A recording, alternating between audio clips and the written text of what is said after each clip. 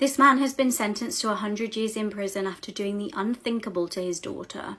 Tony Valles is a 66-year-old from Helena. On the 10th of July 2022, he was at home with his partner Heather. Tony's 8-year-old daughter Ariana and his 18-year-old son were also at the house at the time. Suddenly, 2 women entered the property who he believed were evicting him. He flew into a violent rage and grabbed a weapon from his bedroom. At this point, he began shooting. He shot Heather and she fell to the floor, and then he shot at his son. His 8-year-old daughter tried to escape and run from the terror, but she was hit with gunfire. She was on the stairs when she was hit by a bullet and she fell back. She tragically died after being rushed to hospital. After his daughter's death, Tony stated, "I'm sorry for all this. I can't undo what I've done.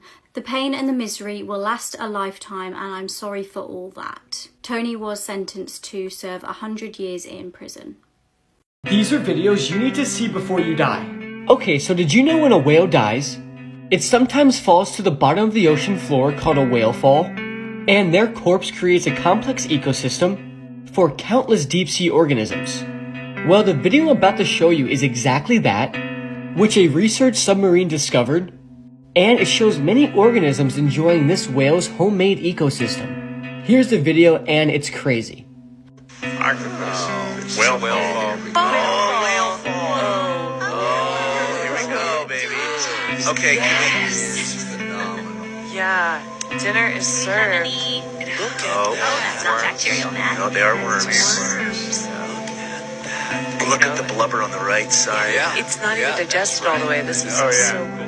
Definitely, where food is so limited, I would imagine scavenging is a great strategy. Your food doesn't run away. So yeah, isn't that video so fascinating? It's crazy to me how life can just end for one, but even after death, they can still help. I ripped out my neighbor's heart and cooked it with potatoes right after being mistakenly released from prison. My name is Lawrence Anderson, and in 2017 I was arrested for possession and sale of drugs near a primary school and for threatening my girlfriend with a firearm. I was sentenced to 20 years in prison but was mistakenly released after 4 years in 2021. A few days after my release, I broke into my family's neighbor Andrea Lynn Blankenship's house and stabbed her over 40 times for no particular reason. I took care to take her heart and then went to my aunt's house and cooked the heart of this innocent woman with potatoes. This meal was intended for my family, particularly my uncle and my 4-year-old granddaughter, but they both refused to eat what I had prepared, so I stabbed my granddaughter and my uncle, who both died.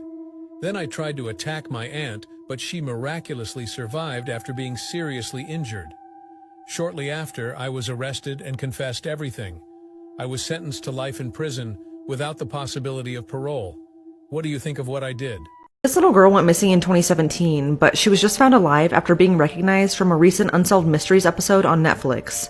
Kayla Unbehan was 9 years old when she was reportedly abducted by her mom in Wheaton, Illinois. She was last seen on the 4th of July on a camping trip while spending the holiday with her mom, who at the time only had certain visitation rights. Kayla's mom and dad separated just a few weeks after she was born, but what ensued was a lengthy and nasty custody battle. But when July 5th, 2017 came and Heather failed to return home with her daughter, Kayla was reported missing and a warrant was issued for Heather's arrest. But the two seemingly vanished into thin air. Over the years, the National Center for Missing and Exploited Children kept releasing age-enhanced photos of Kayla in hopes of finding her. And just last year, her case was also featured on an episode of Unsolved Mysteries on Netflix about parents who've abducted their kids. But just last weekend, a store owner in Asheville, North Carolina recognized Kayla after having watched her episode on Netflix and called the police. And 6 years after her disappearance, Kayla has officially been located safe. Her mom, Heather, has been arrested and was charged with 1 count of child abduction. She's being held on a $250,000 bond while awaiting extradition to Illinois. On Kayla's 15th birthday earlier this year, her dad posted this tribute on the Facebook page dedicated to finding her, called Bring Kayla Home.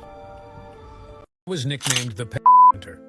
What I did to those horrible men will shock you. My name is Jason Vukovich, and this is my story. I grew up in Alaska and was sexually and physically abused by my father throughout my childhood. This created a lot of deep trauma in me and haunts me every day. In 2016, I reached my boiling point and knew I had to do something to stop these men from doing what they do to innocent children.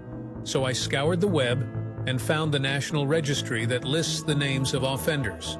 I found the names of 3 men who lived near me in Alaska, so one by one, I went to their homes, beat them up and robbed them. Each time I did this, I became more and more aggressive.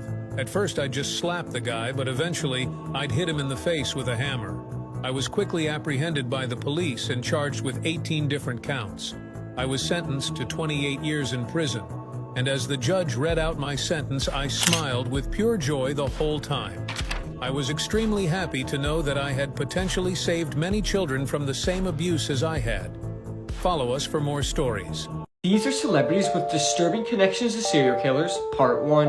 Up first, Ashton Kutcher stumbled upon an active murder scene of Michael the Hollywood Ripper Gargiulo, and he later played a huge role in putting the serial killer behind bars. Ashton Kutcher was supposed to go on a date with the girl one night, and he told the girl he would pick her up at 10. But as 10 o'clock came closer, he tried calling her and she never answered. He then went to her apartment and looked through the window and saw what he thought was red wine stains on the couch and floor. Assuming she didn't want to go on a date with him, he just left. But the truth was, her body was lying dead in the bathroom. It was the Hollywood Ripper who did it. Kutcher then testified and established a timeline for the murder, which really helped the Hollywood Ripper get convicted and sentenced to death. Next up, Woody Harrelson's father was actually a hitman for hire and responsible for at least a dozen murders, including that of a federal judge and possibly even President John F. Kennedy. We all think Lee Harvey Oswald assassinated John F. Kennedy, but Charles Harrelson, Woody Harrelson's dad, said he was way too far away to make the shot and claims that he was the one that killed John F. Kennedy. I dismembered my husband's family jewels after killing him due to my jealousy. My name is Teresa Perrick, and I was 46 years old at the time of the incident. I had been in a relationship for 2 years with my husband, Sir John Perrick, who was 42 years old. We frequently argued because of my extreme jealousy, and because I found him lazy. On May 10, 2022, I decided to drug him, even though I was addicted to drugs myself. He fell asleep shortly after, and I went to the kitchen to get a knife. I entered our bedroom and stabbed him. He woke up and looked at me, but I continued nonetheless. Then I dismembered him, including using a chainsaw to cut off his testicles before boiling everything. My daughter was present in the house that evening, and as we frequently argued at the beginning, it didn't initially concern her. However, she immediately called the police after hearing the sound of the chainsaw, but it was too late. My husband was already dead. Investigators later determined that I was suffering from mental issues, which may have contributed to my actions. So, tell me in the comments what punishment I should receive for doing this?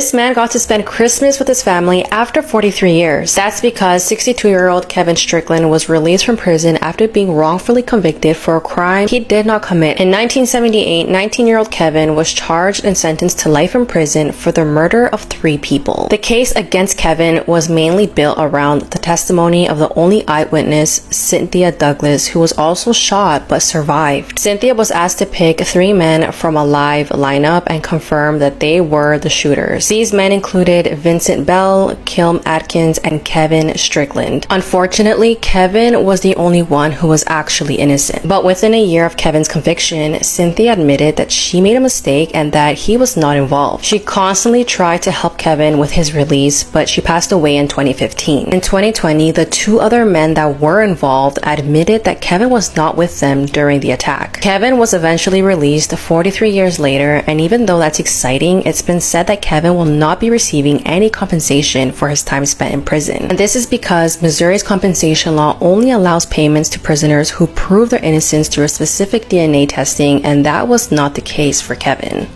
I was sentenced to life imprisonment when I was only 16, for something you would never have imagined. My name is Brenda Spencer, and I lived with my father. We had a special relationship because when I asked him for a radio, he would give me a gun. I was a very aggressive child, and my father helped me release my aggression by teaching me to shoot. But I felt this only increased my aggression.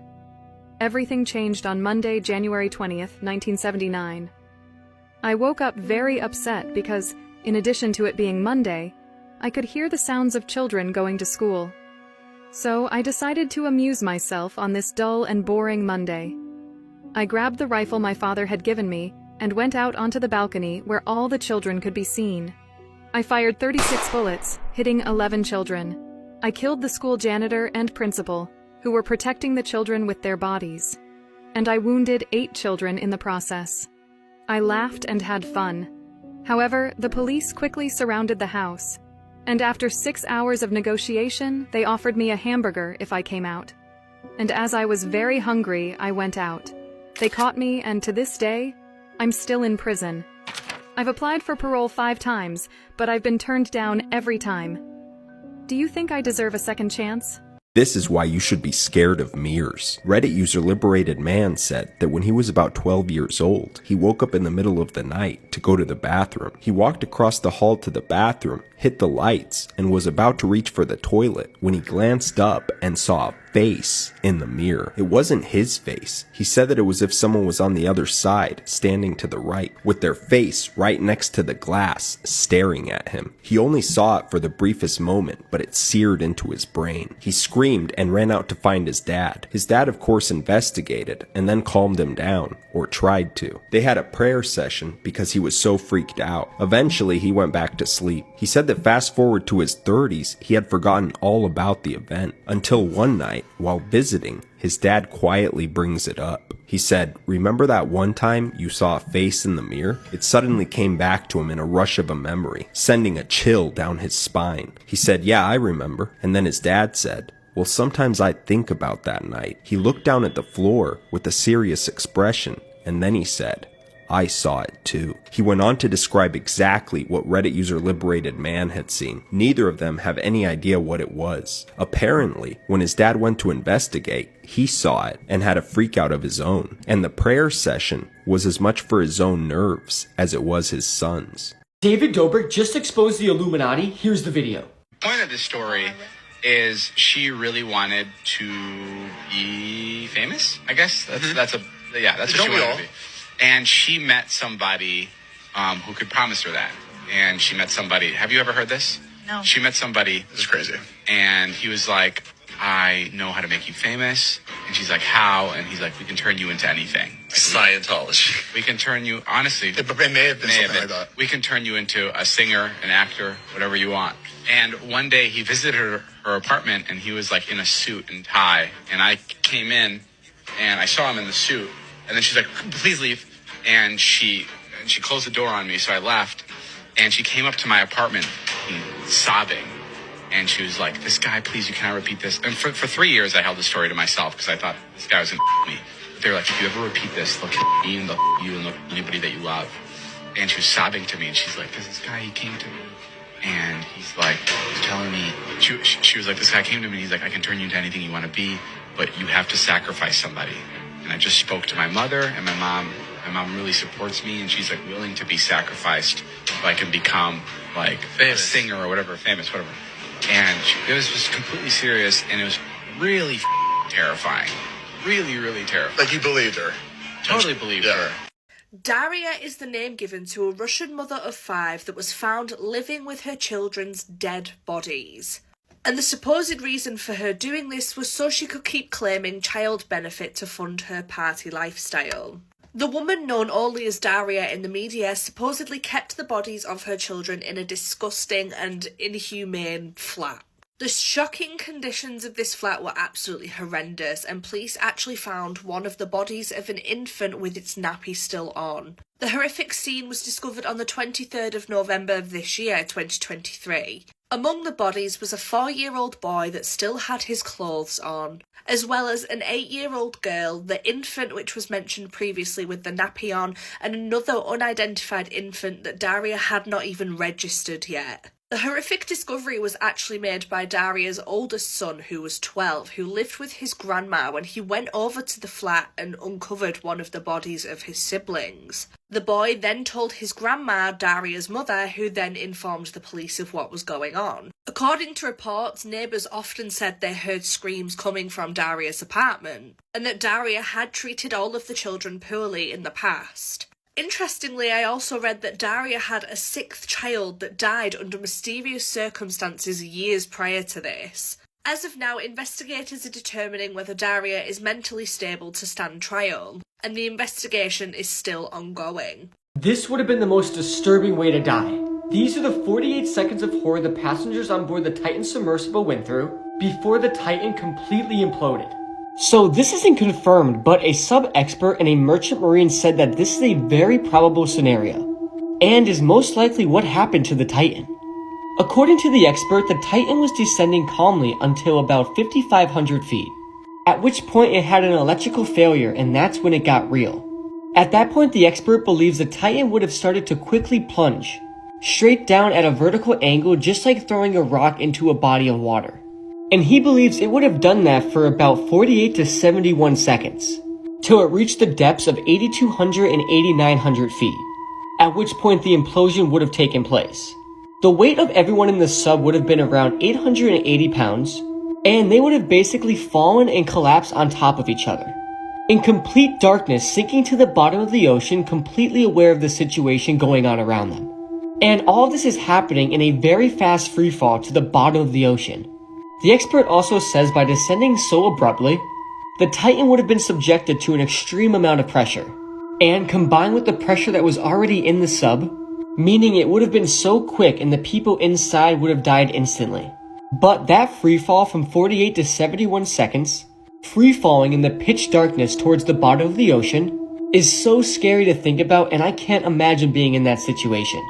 Search for these two missing girls on Monday ended with finding 7 bodies on a remote Oklahoma property. This is what we know so far. These are the 7 people who were found shot to death on the Henrietta property. The property was rented by 39-year-old Jesse McFadden, who was a convicted sex offender. He lived there with his wife Holly and her 3 teenage kids, Riley, Michael, and Tiffany. Jesse reportedly hid his criminal history from his family and friends until recent months, and he was described as standoffish and extremely controlling, keeping his family under lock and key. He was on the Oklahoma State Sex Offender Registry after being convicted of first-degree rape back in 2003. He was released from prison in late 2020, which I honestly can't believe because while he was serving that sentence, he was using a contraband cell phone to send nude photos and videos of himself to a 16-year-old girl. But nonetheless, he was released anyway.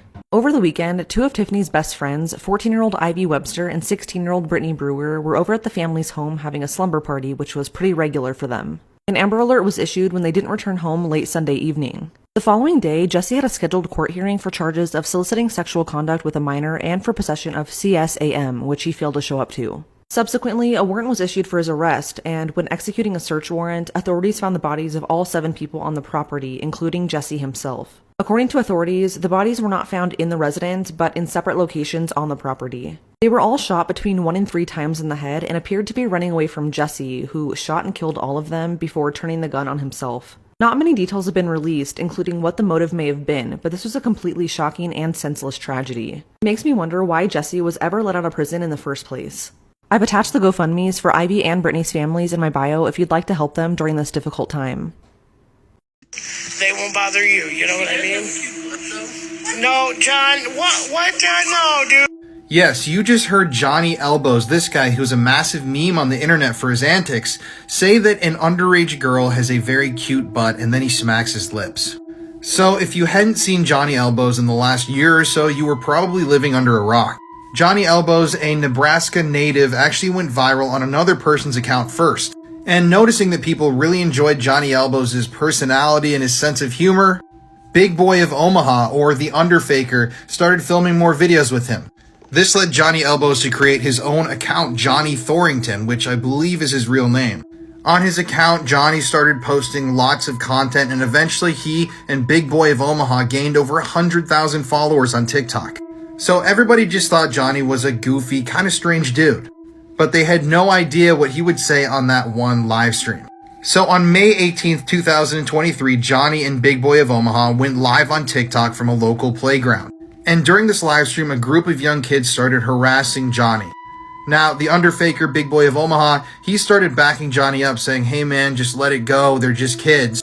And that's when Johnny turned his head and made that extremely disgusting comment about a child.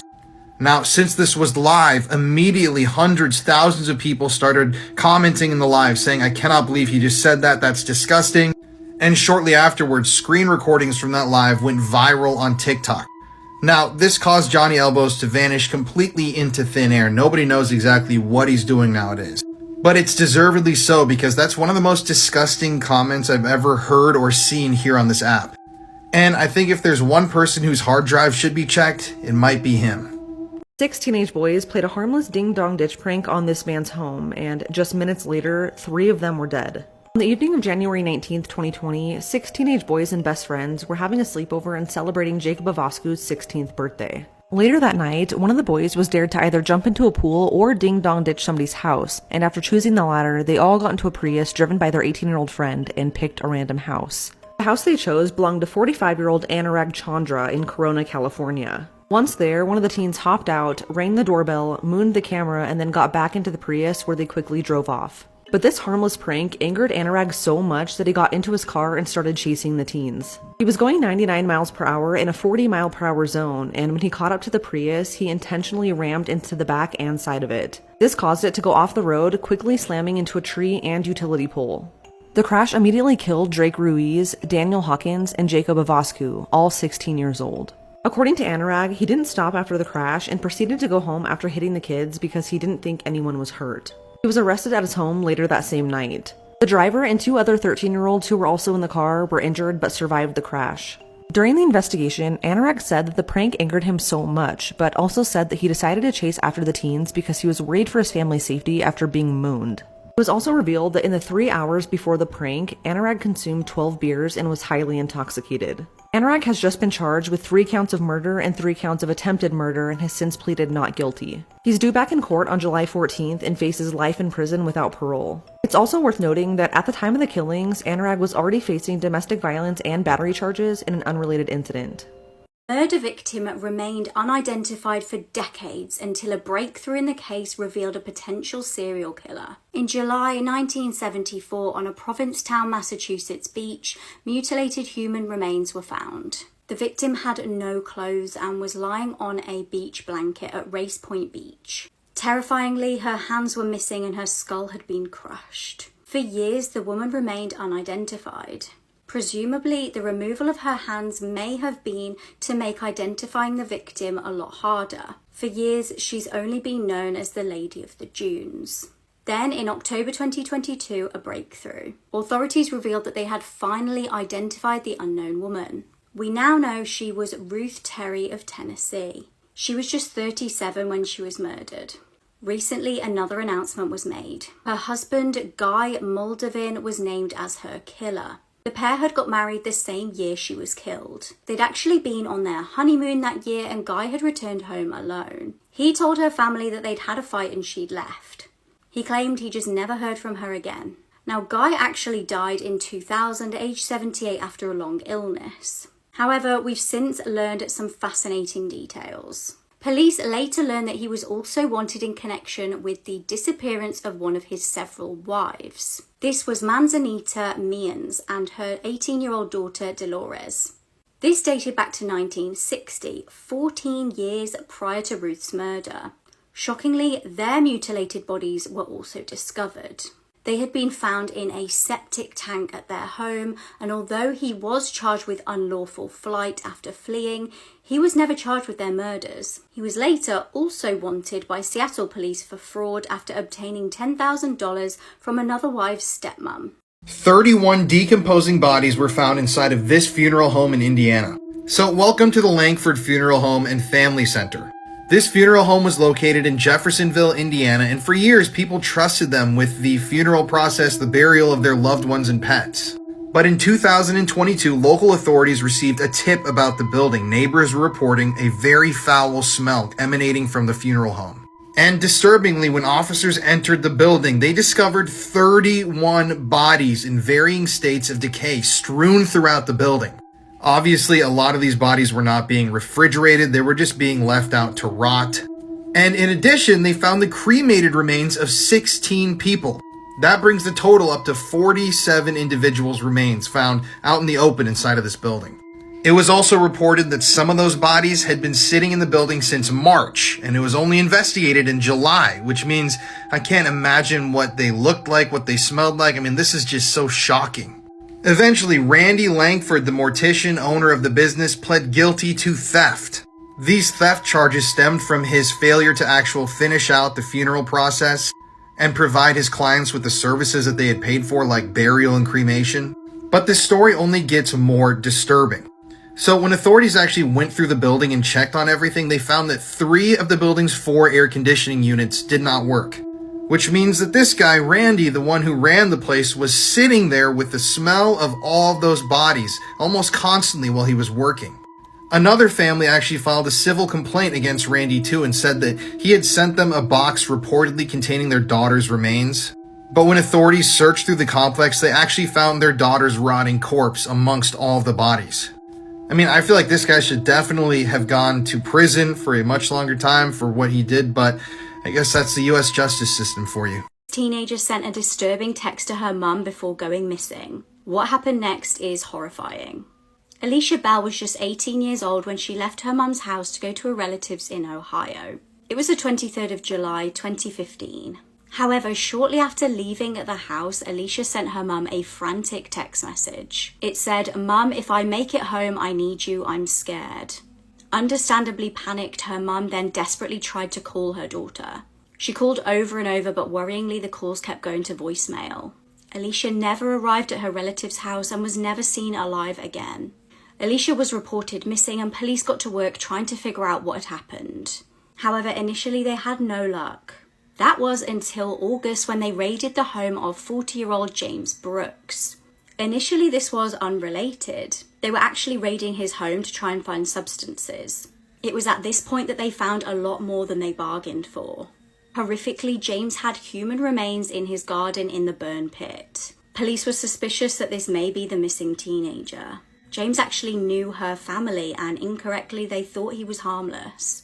He was arrested and charged with abuse of a corpse amongst many other unrelated charges. Forensics tragically confirmed the remains were that of Alicia. In May 2016, James was facing numerous charges relating to manslaughter, trafficking, abduction, and substance charges. Prosecutors believed that James was trafficking multiple girls, including Alicia, but the trafficking charges were for some reason dropped. He eventually pleaded guilty to all charges relating to Alicia's death. He was given 30 years in prison. Now, James is interestingly a person of interest in the disappearance of another missing girl. This is a girl from the same area called Jasmine Smith. She actually went missing a month before Alicia. Let me know if you'd like me to cover Jasmine's disappearance. This is the man that news sources are calling the worst pedophile in world history. And recently he was sentenced to 22 years in prison in Russia for committing over 900 assaults and attacks on children. This is Viktor Lashovsky, the gold-toothed pedophile. And he claimed that he treated his victims as his personal harem and his slaves. So Viktor is from a small town named Amersk in Russia.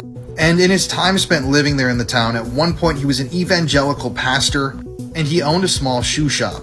By day, he was the loving father, the family man, the owner of a small shoe shop, but at night he was going out and attacking children. So this is a small sample of some of the children that Viktor cared for. He was a foster parent and a stepfather. He volunteered a lot in his local community.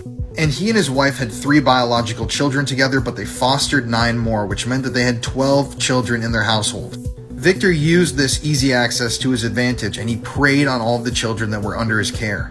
Some of his attacks were even described as violent, and I can't get into the details of some of the things that he did, but they are truly atrocious and disturbing. But what's even more shocking is that some of his victims never wanted to come forward because they considered him to be a good dad.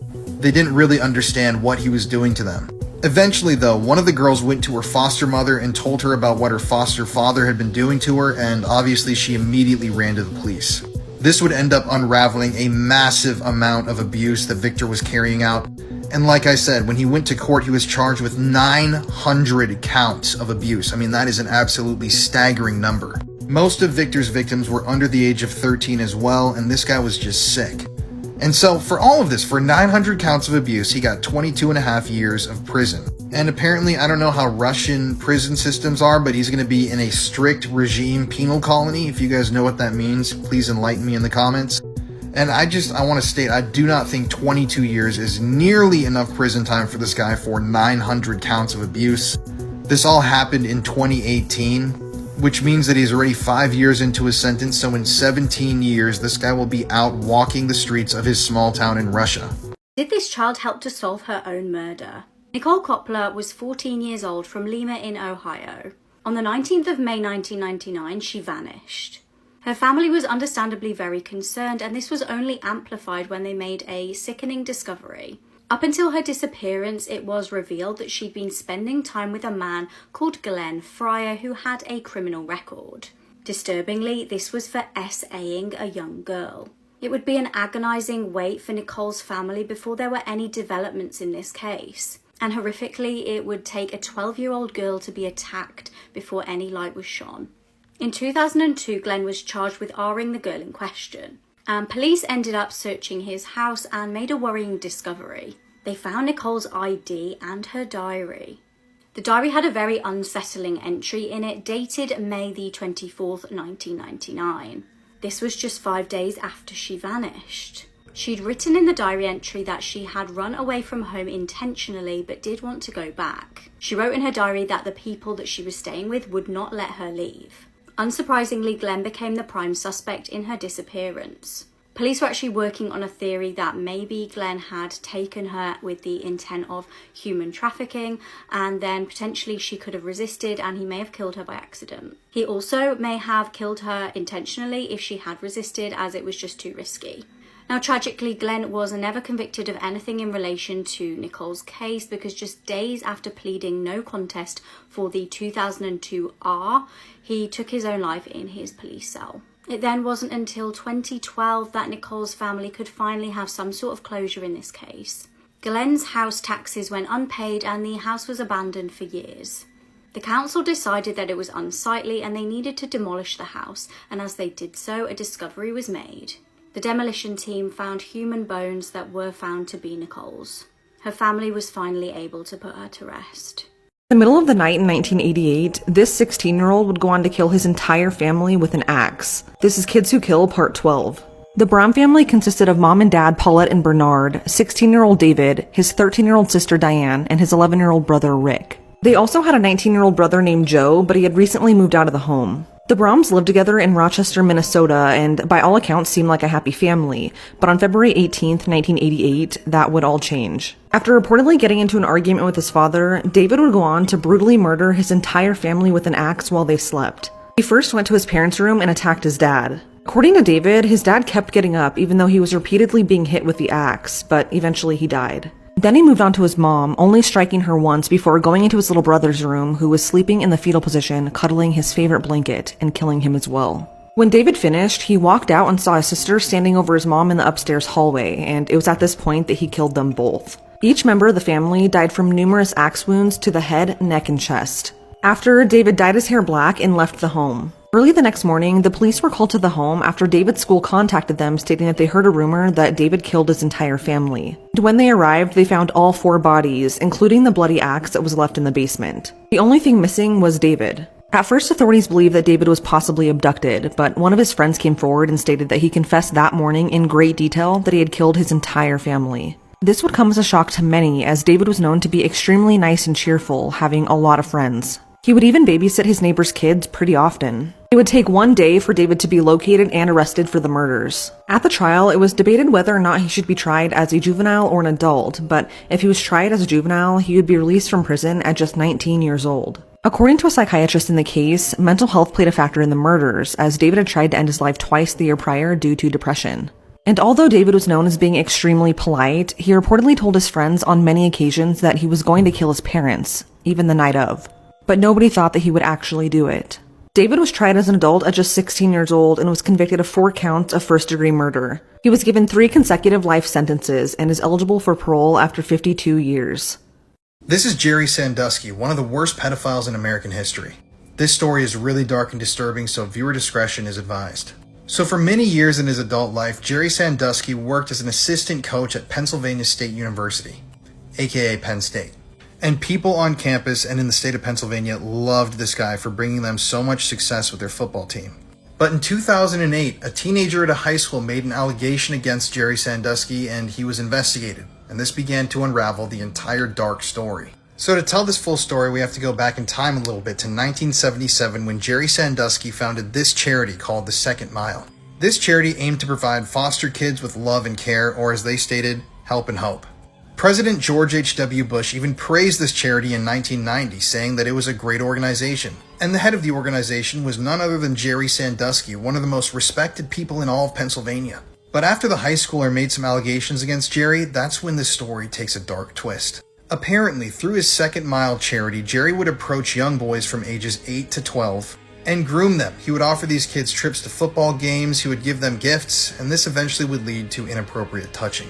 Keep in mind, all while this was going on, Jerry Sandusky was seen as a hero at Penn State. So after Jerry would groom these kids for a while, eventually he would start touching them in the shower and locker rooms. And one victim who testified even claimed that Jerry made him play with his testicles and erect. And this outraged investigators because the kid was too young to even understand what he was being forced to do. So on November 4th of 2011, Jerry Sandusky was officially indicted on 40 counts of sex abuse against minors.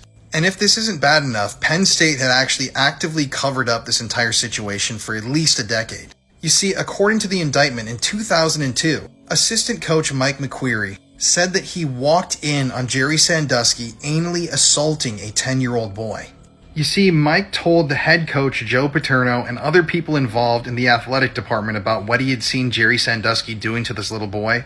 And not only did they basically brush him off, but they never reported it to anybody else. This allowed Jerry to continue picking children from the Second Mile organization to groom and abuse, and it allowed him to carry on for years abusing these children unchecked. Eventually, Jerry Sandusky went to trial facing 52 charges of child sex abuse. And the details of this trial are shocking and disturbing. One victim claimed that he'd been abused over 20 times by Jerry Sandusky, including him being forced to perform oral on him. Other victims claimed they saw Jerry Sandusky naked, propped up, pinned up against other children in the showers many times. And all of the kids said that he had showered them with gifts, taken them to football games, and been a great guy until he asked for something more. I mean, there's so much more to this story, including other instances of abuse that Jerry Sandusky was involved with. I can make a part 2 if you guys want to hear the rest of the story. But he was eventually sentenced to 60 years in prison, eligible for parole after 30 years. What? Look at there, mate. Look at there. What? Look at there. The judge in this case said the actions of this one man were like that out of a horror film. Christina Prodan was 27 years old. She was in a relationship with Joseph Porter after meeting him on Facebook. He moved into her apartment in Minnesota in 2017. However, Joseph was not actually single when the pair got together. He was married to a man. It is reported that when the pair got together, Joseph and the man were either broken up or in an open relationship. Worryingly for Christina's family, there were red flags at the start of their relationship. Once he moved in, he became violent. Shockingly, he actually AR'd Christina at one point, and also massive trigger warning here for animals. He allegedly beat her dog and disturbingly was accused of killing a puppy back in his home in Arkansas. In December, not long after he moved in, Christina actually had to take out an order of protection against him. The pair broke up but ended up getting back together shortly after, because we all know that abusive relationships are really difficult to break free from. Christina's family knew about the violence that she was enduring, so they were very concerned when the pair had reunited. After not hearing from her daughter on January the 5th, 2018, Christina's mum was concerned. She rang police and asked that they do a welfare check. When police arrived at the scene, the place was an absolute mess, and Joseph and Christina were nowhere to be found. When police ran the details of Joseph's car through the system, they found out he'd actually been pulled over the night before. Eerily, Joseph was driving alone with a large suitcase in the car with him. Not only that, he had a pickaxe and a shovel. Christina remained missing. Days later, Joseph was spotted by police again. An officer found him sleeping in a car with burns all over his face. Police later would find out that this car he was sleeping in was stolen. During this time, police were obviously investigating Christina's disappearance. Interestingly, her phone had been turned on in the same area in Arkansas that Joseph was found sleeping. Her phone had been pawned at the local Walmart. CCTV showed Joseph going into that same store and he was arrested. He eventually confessed to killing Christina. He had brutally killed her by choking and beating her after an argument. He had tried to burn her body, hence the injuries to his face. Christina's remains were collected and Joseph pleaded guilty to unintentional murder. He got 20 years in prison. This is the sinkhole incident, one of the worst deaths imaginable, explained. This was Jeffrey Bush, who lived in Florida. And he lived in a home with his brother, his sister-in-law, and his niece. The house was built in the 1970s and there was never any indication that there was anything wrong with the house. But on the night of February 28, 2013, Jeffrey Bush was sleeping in his room when all of a sudden, in the middle of the night, Jeffrey's brother Jeremy heard his brother screaming. They heard him screaming for help and also heard some really loud crashing noises. And when Jeremy got to the room and looked inside, Jeffrey was gone. His bed was gone, his dresser was gone, his TV was gone, because a massive sinkhole opened up in Jeffrey's room and swallowed everything inside. At the time, Jeremy said the sinkhole was about 20 feet wide and roughly 6 to 7 feet deep. And Jeremy, not thinking of anything, just jumped into the hole to see if he could find his brother. He said he thought he heard his brother calling his name and screaming for help, but he couldn't actually see Jeffrey anywhere. It was just a dark chasm with Jeffrey's furniture and water pouring in everywhere. Within minutes, firefighters and rescue workers were there. And because sinkholes are so unpredictable, the rescuers just pulled Jeremy out immediately. And they all then left the house. In fact, the sinkhole was still crumbling. The first thing the rescue team did was get a microphone and put it onto a string, and they then put it into the sinkhole to see if they could hear any sounds of life. But they didn't hear a thing. But as they were doing this, the sinkhole collapsed again, and at that point it spread to be about 30 feet wide and about 20 feet deep, which is just crazy. There was no safe way of trying to see if they can even save Jeffrey Bush's life, or recover a body if he was dead. I don't know and they don't know how long he survived, but based on the fact that he was screaming for help, means he was likely alive for a few minutes before being crushed to death or suffocating. It was literally impossible to get his body. They then tore down the home and built a fence around where the sinkhole is, and then poured it with a bunch of asphalt, burying Jeffrey forever. They also said there's a slim chance his body could get picked up by a nearby waterway, but it's extremely unlikely. 2 years later, the sinkhole reopened and they then had to demolish all the homes around it. This death is absolutely terrifying, and may Jeffrey Bush rest in peace. These two 12-year-old girls tried to stab and kill their friend in the name of Slender Man. This is the story of the Slender Man stabbing, and viewer discretion is advised. This is a disturbing tale. So meet Anissa Wire and Morgan Geyser. These two 12-year-old girls are from Wisconsin, and growing up, they were obsessed with the character of Slender Man. Now, if you don't know who Slender Man is, he is a fictional character that supposedly targets children, and he oftentimes hides out in forests. As a child, Morgan Geyser, pictured here, had exhibited strange behaviors. She frequently hallucinated, claimed that she was seeing colors melting down walls and ghosts in her house, and eventually she became, along with her best friend Anissa, obsessed with the tale of Slender Man. Now, these are some drawings taken from Morgan's notebook that investigators eventually recovered, but they were obsessed with Slender Man. Morgan drew him on every page in the book. She depicted Slender Man loving and hugging her, and it was apparent that the two girls were obsessed with the mythology behind this fake character. Now, Morgan and Anissa were great friends with Peyton, pictured right here, but Peyton wasn't in on the Slender Man thing. And eventually the two girls got convinced that they needed to appease Slender Man somehow. And how did Slender Man want to be appeased? Well, with a blood sacrifice of their friend. So on May 31st, 2014, Morgan and Anissa lured Peyton out to the middle of the woods. They said that they wanted to play a game of hide and seek, but what Peyton didn't know was that they were planning on murdering her. So Morgan and Anissa had brought things to the woods with them, including a knife. And when they got out to a super secluded area, they pinned Peyton down and stabbed her 19 times. Keep in mind, these are 12-year-old girls we're talking about. They stabbed her in the arms, leg, and torso and punctured her liver and stomach. These two girls then told their friend that they would leave her to go find some help after attacking her, but they left the woods and left her for dead. Apparently, these two were convinced that after they murdered their friend, a portal would open up in the middle of the forest, Slender Man would come out, and he would take them to Slender Man's mansion. But obviously, they never found Slender Man, and they were eventually found by the police. You see, Peyton, being as strong as she had even after being stabbed 19 times, got up and dragged herself to a nearby road where she was discovered by a cyclist. Now, when people found out the details behind this crime, this was a national news story. It was so incredibly shocking. 2 young girls trying to curry the favor of Slender Man had stabbed their friend almost to death.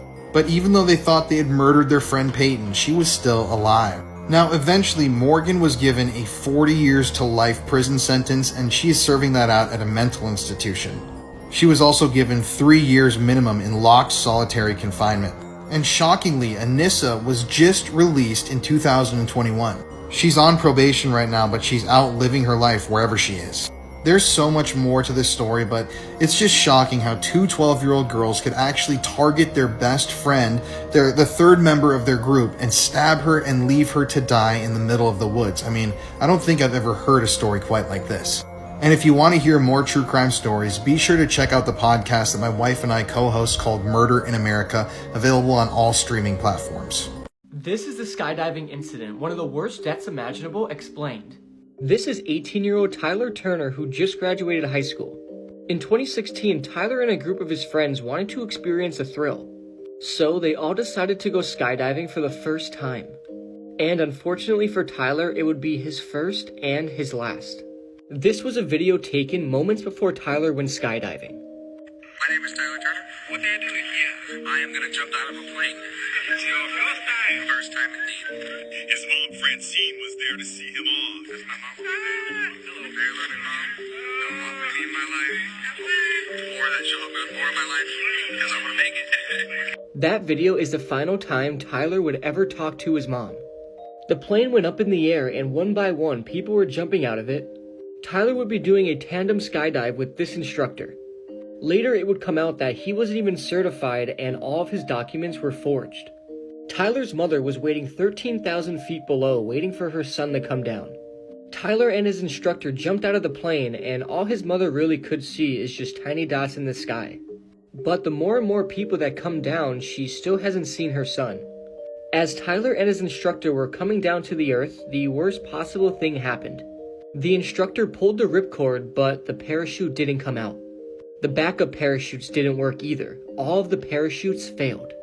And I could assume when this happened, both of them started to panic. They were falling at roughly 200 feet per second, which is insane. And that means without a parachute, it would take 70 to 80 seconds to fall down to the earth. Which for them, I imagine, felt like hours and hours. And all while this is happening, Tyler's mother is still looking up in the air waiting for her son. And because of the freefall aspect, they have gone off course.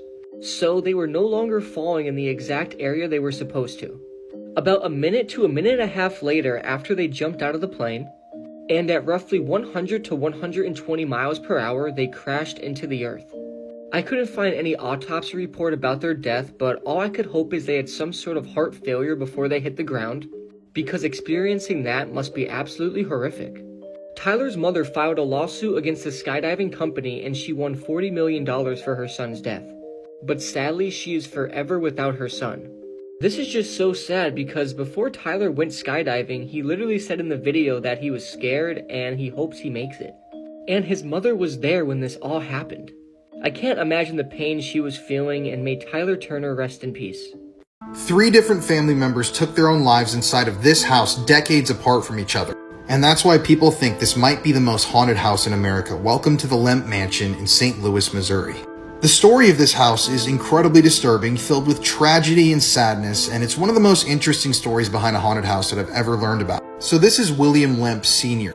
He came to St. Louis and took over the operations of the Western Brewery. He grew the brewery to a massive proportion and renamed it the Lemp Brewery. The Lemp Mansion itself was built over a network of underground caves that was used by the brewers. And if you know anything about St. Louis, Missouri, the place is a brewery town. It's the birthplace of Anheuser-Busch, who produces Bud Light, Budweiser. And for years, the Lemp Brewery, which was owned and operated by the Lemp family who lived here in the Lemp Mansion, was the biggest brewery in St. Louis. But as time went on, William Lemp Sr.'s health began to decline. His youngest son, Frederick Lemp, died suddenly and tragically from a heart condition. And soon afterwards, William Lemp Sr. headed upstairs in the Lemp Mansion, took out a pistol, and took his own life inside of the house. William was only the first of 3 men from the Lemp family who would take their own lives inside of the home in the same manner. So after William Lemp Sr. took his own life in the mansion, William Lemp Jr., aka Billy Lemp, took over the entire brewing operation. But just years after taking the reins of the business, the Prohibition era started. When was a time in America, if you don't remember, when alcohol was completely illegal. This caused the brewery to shut down and shattered Billy's dreams. Just a few years later, in what is now the front left dining room of the building in Billy's old office, Billy took a pistol and ended his own life, just like his dad had done in the same house years prior. This was all shocking already, a father and son taking their own lives in the same house in the same manner a decade or so apart from each other.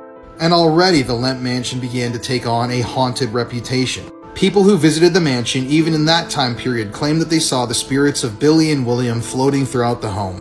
They didn't know what they wanted, but they wanted something.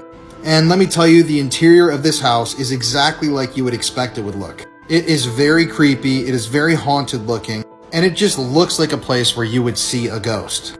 We can't move on in the story without mentioning Elsa Lemp, Billy Lemp's sister. Now, Elsa was the daughter of William Lemp Sr., who, if you'll remember, took his own life with a pistol, and the sister of Billy Lemp, who also took his own life with a pistol.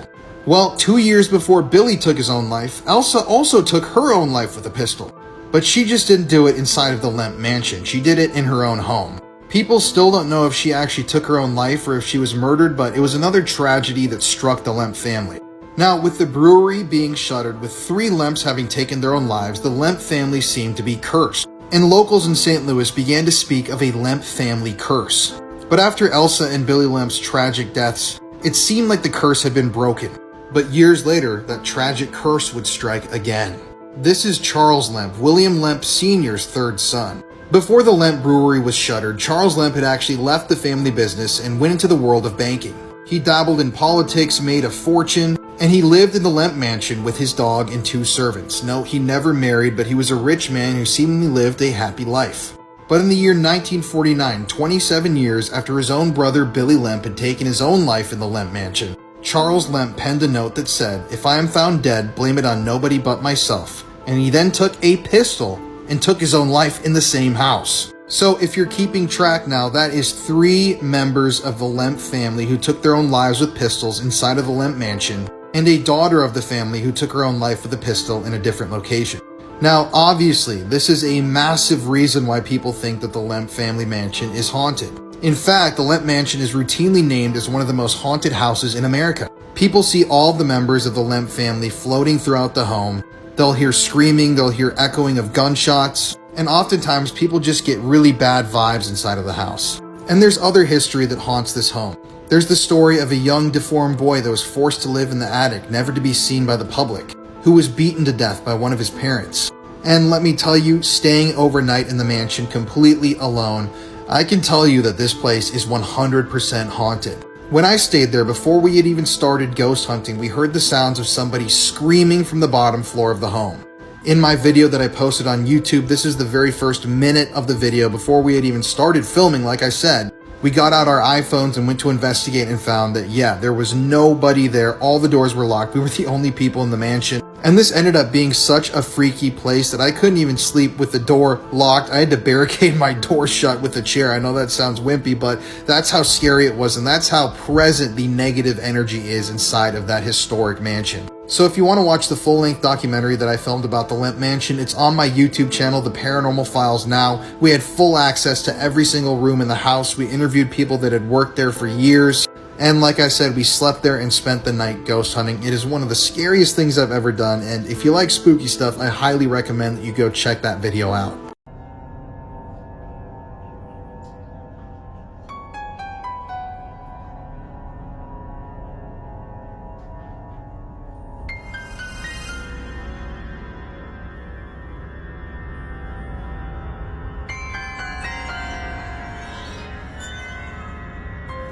I have been sentenced to 198 years because I...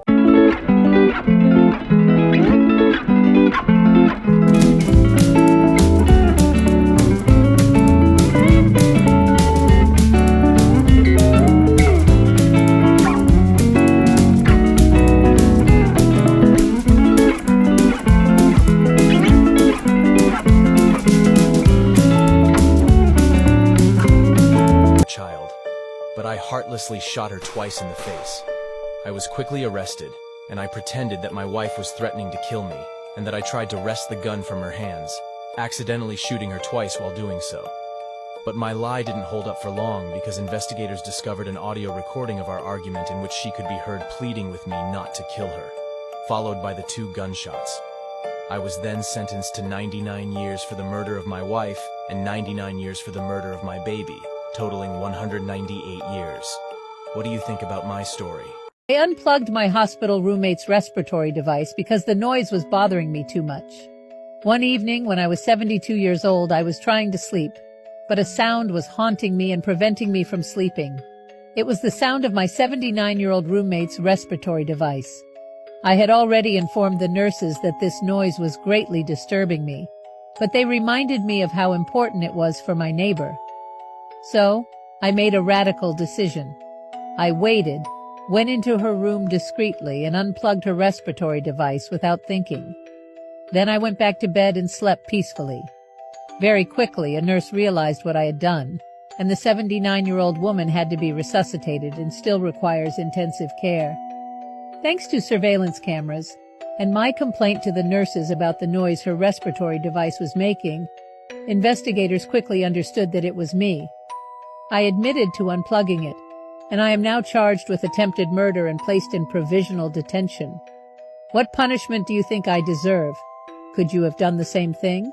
Each of these pictures have a backstory that will make you sick to your stomach, part 2. On August 1st, 2009, Delilah Dippolito, who is on the right of this picture, got into the passenger seat of a red sedan for a secret meeting and told the driver she wanted him to kill her husband, who was on the left. She offered him $7,000 and he responded that he already bought the gun. They agreed on a date and time when she would be at the gym to establish an alibi.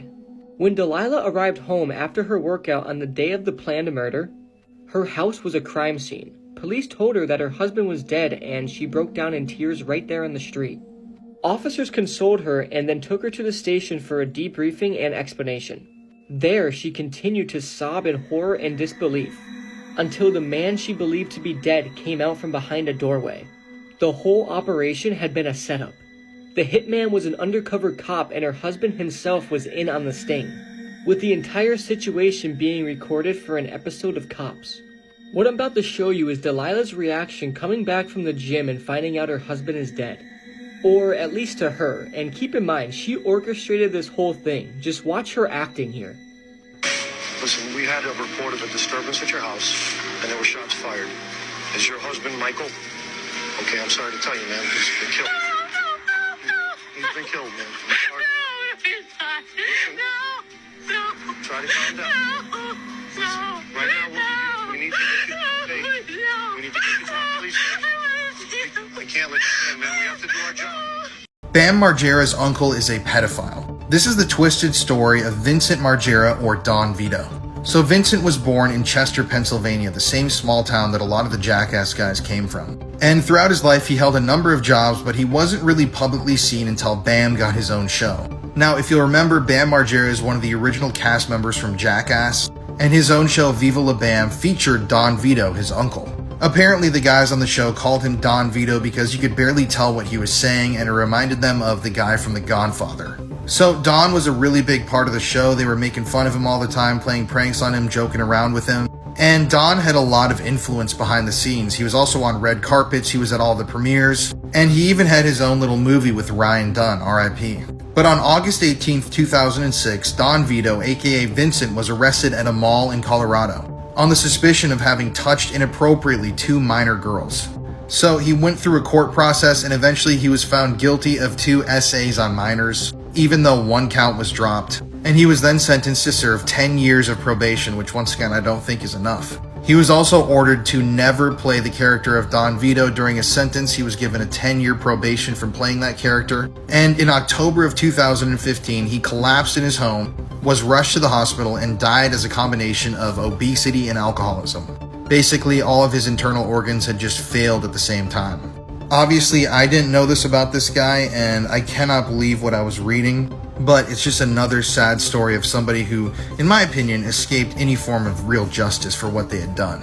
This sick woman has been nicknamed the Nanny from Hell, and the stories of her abuse are sickening. Let me tell you, viewer discretion is heavily advised for this TikTok. So this is Nicole Lynn Walter. She was 27 years old when she was arrested, and she's from Florida. And between 2017 and 2018, she abused the children that she was nannying. The kids were only 3 years old and 15 years old, and she had been charging her clients online different rates, more expensive and less expensive, for the different types of abuse she was carrying out on these kids. Now, when investigators interviewed the 3-year-old that Nicole had been nannying, she said that Nicole, her nanny, had been, behaving inappropriately with her, and she told investigators that Nicole had been touchy with her privates. Now, when investigators got a search warrant and executed it on Nicole's home, they found a micro SD card that contained disgusting, according to them, vile images of a minor. Images that Nicole had taken herself. They also found video files on Nicole's computer that showed her completely bare in front of the children that she had been nannying, talking to the kids while she was playing with herself, if you know what I'm talking about. As in, she was toying with herself while she was talking to the kids she was nannying right there on camera. I mean, how disturbing can the story get? When pressed about all of this, Nicole told investigators that she recorded, uploaded, and sold this content to clients on the internet who were requesting her to make these sorts of sick and twisted videos. Now, keep in mind, Nicole was also uploading adult videos and images of herself to the internet and charging for them without the kids involved. But like we said at the beginning, if there were kids involved, she would charge clients extra based on what they wanted. So this is a sick story. This is a very sick individual. And this once again goes to show that it's not only men who can be pedophiles, it can be anybody. And sometimes these people don't look at all like what you would expect them to.